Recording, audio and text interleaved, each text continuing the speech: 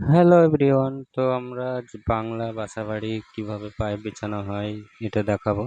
তো এটা হচ্ছে আমাদের শর্টসাবাদ। যেহেতু আমাদের শর্টসাবাদের এখানকার ভিডিওটা পুরো কমপ্লিট হয়ে গেছে ফেলা, তো আমরা দেখবো কিভাবে ফেলা হয় বাংলা বাসাবাড়ি পাইপ, কিভাবে ছাদে বিছানো হয়, কিভাবে কি করা হয়।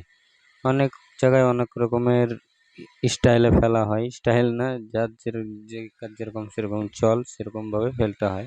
তো আমরা চকজামায় চলে আসলাম। তো চকজামা এটা তো আমরা সব বাটির মধ্যে কি করব, বাটি যে বাটিগুলো আছে বাটিগুলোর মধ্যে পেপার ঢুকিয়ে নেব। যদি তো ঢালাই সময় মশলা চলে যায় তো বাটিগুলো মশলা বার করার সুবিধা হয় না, আর জমে গেলে প্রবলেম হয়ে যায়। তো অনেকটা মশলা থাকলে তো বাটিতে আমাদের পেপার ভরা কাজ চলছে। তো এই ছাদটা পুরো 40টা মতো সিলিং লাইট, ফ্যান, বাটি দিয়ে 40টা মতন টোটালে লাইট বাটি বিছানো হবে। তো আমরা এখান থেকে শুরু করব কাজ। তো আমাদের সব সেফটি রাখতে হবে, হাতে মোজা, গ্লাস। সেফটি হওয়ার পর কাজে হাত দিতে হবে। যেহেতু রড আছে, ছোট ছোট রডে হাত খাম হয়ে যায়। তো আমরা পাইপ কিছুটা ফেলা হয়ে গেছে, বিছানা হয়ে গেছে। তো বেড, বাটি মাটি যত সেটিং করে নিয়েছি, আসলে অত পুরো ভিডিওতে দেখানো যায় না।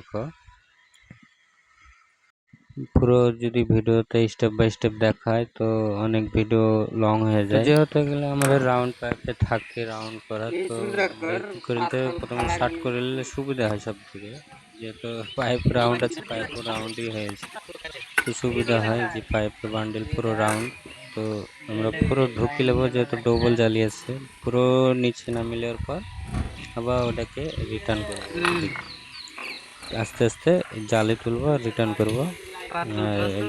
একজনকে টানতে বলবো আর একজন আমি তুলে দেবো রড ধরে, এরকম ভাবে ঢোকাতে হয়।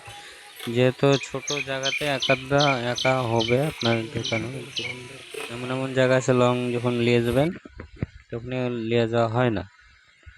তো আমরা 3জন আছি, 3জনের হচ্ছে অনেক বড় ছাদ, তো 3জন নাহলে হবে না।